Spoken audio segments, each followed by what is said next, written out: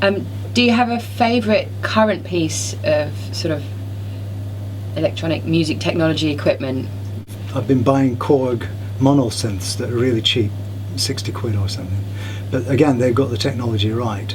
So it's a bit of digital with analog filters, and you can do lovely things with them. I've used them on, I've written about 4 or 5 songs already with those things. Because they're so easy to use and so simple. They almost jump in your hand when you switch them on and start to make things happen. And that's the kind of equipment I like. I don't want to have to deal with anything too difficult.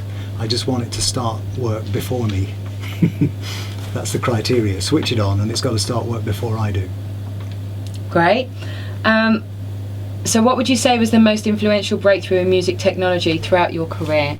The most important breakthrough, I think, was that availability of cheap synths, as I said, because without that, all the energy of the punk movement wouldn't have been able to be transferred into electronic music, because that's actually what happened.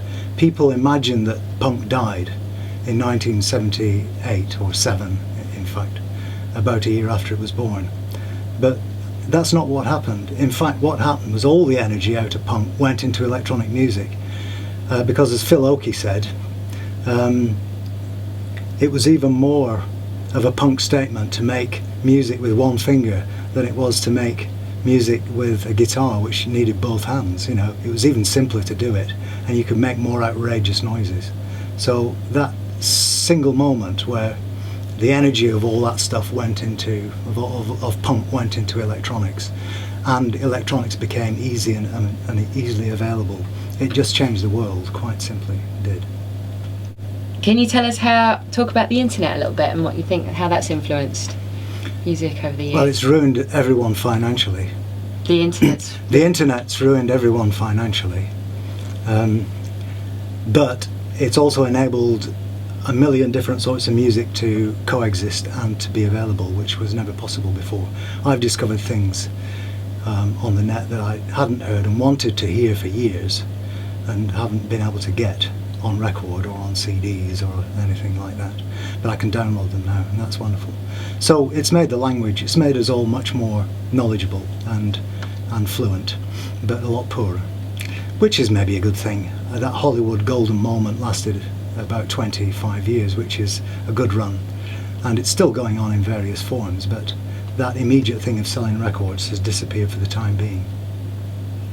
So in your opinion, this is tricky, or maybe you'll find it easy, who has been the most influential person, artist, DJ, whatever you want to say, ever in electronic music?